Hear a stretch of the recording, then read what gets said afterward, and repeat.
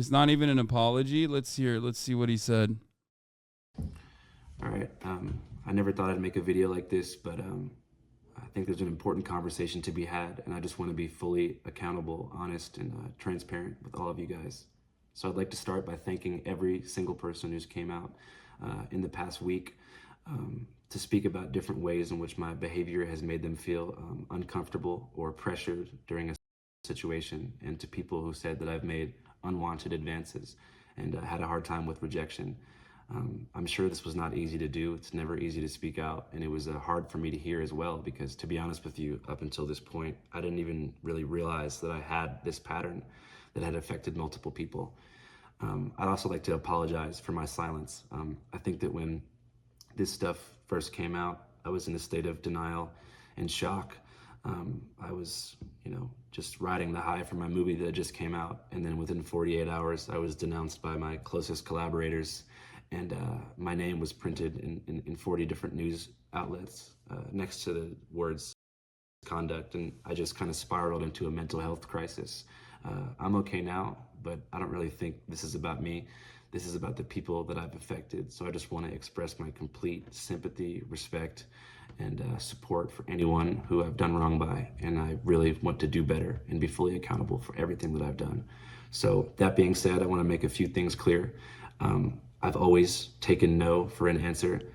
As far as consent, I've never overstepped that line.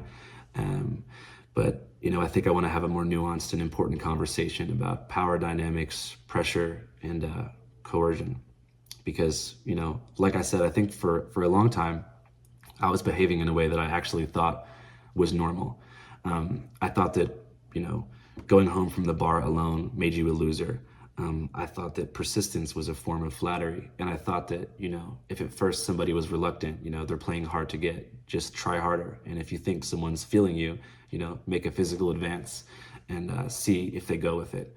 And I think that especially I realized when so many young people, especially young men, rushed to defend me when this stuff first started coming out, that this type of sex pest behavior is normalized. And a lot of people think this stuff is normal when I don't think that it is. And I think that I want to be fully responsible for not having a fluid. This part is actually, people are saying that he's not like taking accountability.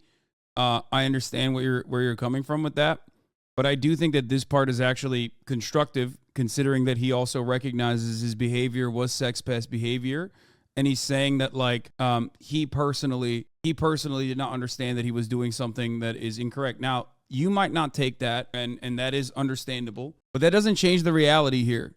And what he is saying here is objectively true, and I think that it's important for him to say that. I don't know why he did not. I mean, he mentioned the victims immediately and said, "Thank you for coming out and speaking out about this."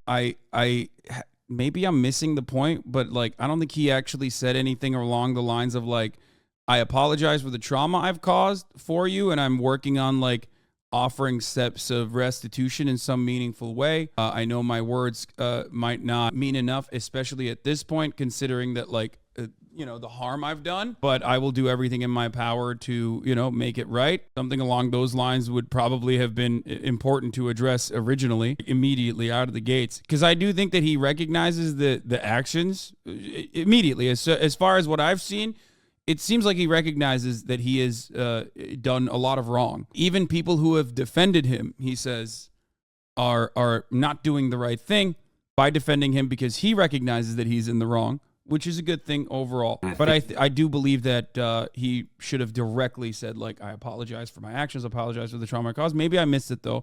I will rewatch it again. When this stuff first started coming, a fluid understanding of consent, that I want to be fully responsible for not having a fluid understanding of consent and what enthusiastic two-way consent looks like. That being said, a lot of the things that have been said online about me are not true. A lot of things are missing really important contextual information that I think would change people's interpretation of life. I think this stuff, now this part is vague, and I don't think vagueness in this circumstance helps Andrew at all. I do think that he should have openly stated, like, there are certain accusations made by like third party, friend of a friend, something like that are just like objectively untrue, and they muddy the waters of the real victims in this situation who I have personally wronged or personally harmed. You know what I mean? Because I think that it was one of the first things that I saw, other than the like I said, firsthand accounts and actual allegations by people directly about how they felt like they were wronged, how they felt like they were assaulted, violated, whether it be their personal space or whether it be their experience with Andrew. When I saw, random TikTok comments being like, oh yeah, he hooked up with young people, I heard from the drummer of a band that was like friends with Andrew or something. And you know how like people that live with their parents, they're all underage 99%. And that's like an insane thing. You know what I mean? That is an insane accusation that does not contribute to the main point of contention here. Okay? And I think that they should not be mentioned at all. Like, they should not have ever been brought up as like a serious pattern of behavior. Because there were plenty of examples of people that were recounting their personal experiences that showcase a pattern of behavior, which he seems to recognize as sex pest behavior, which he openly states. He doesn't say directly, but he very clearly says, like, this is sex pest behavior and it should not be defended.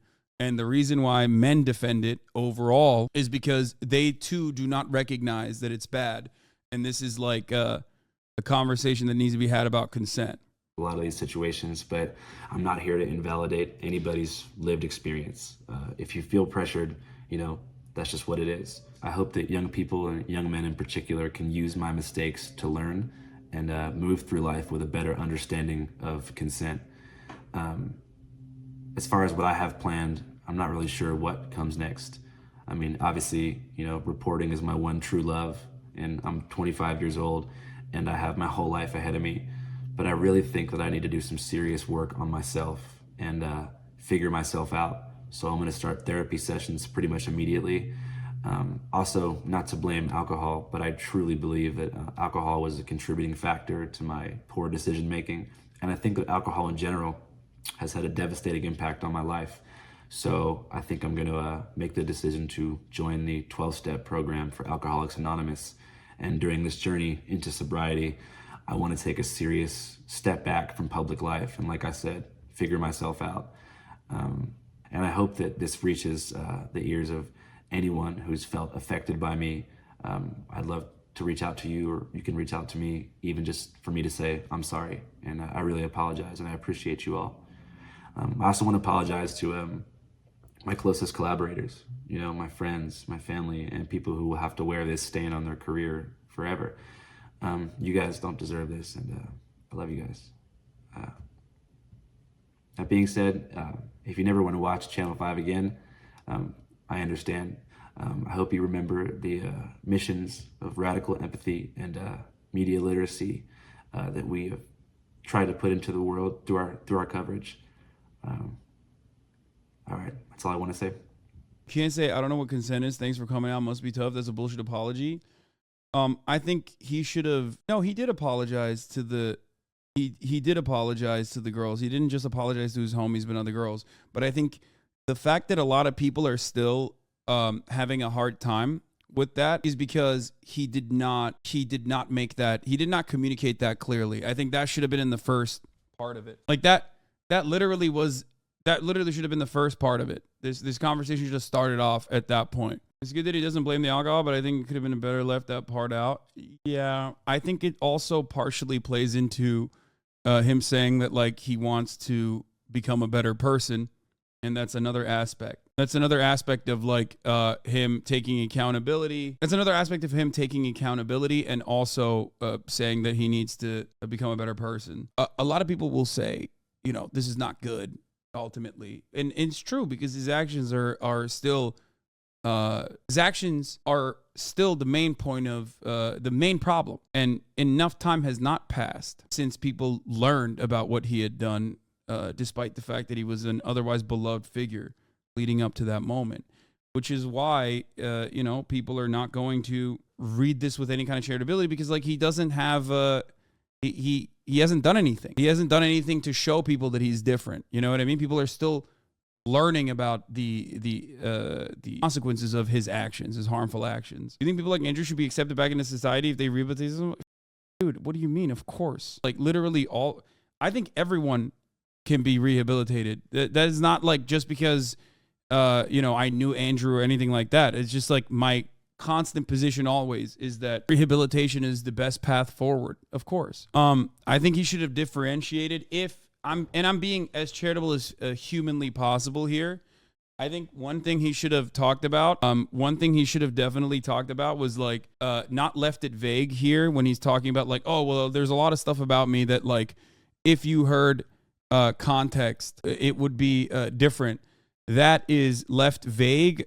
And I think that does a disservice to, if his goal is ultimately say like, I did something wrong. I did it wrong a lot. Here are the reasons for why I did it. Not that it matters. What matters is like the victims. What matters is the trauma. And then after that, if he said like, there's also additional things that people have said, like third-party accounts, stuff like that are completely irrelevant to the conversation, takes away from the conversation that should be had. I think that would have been better. He should have like very clearly communicated exactly what he was talking about, like exactly what he means is like what he is saying is like the fake bullshit. Overall, I think it's a decent apology, even though it should have had a much better emphasis on the victims and their trauma and his actions and what it caused. But normies will eat this up most likely.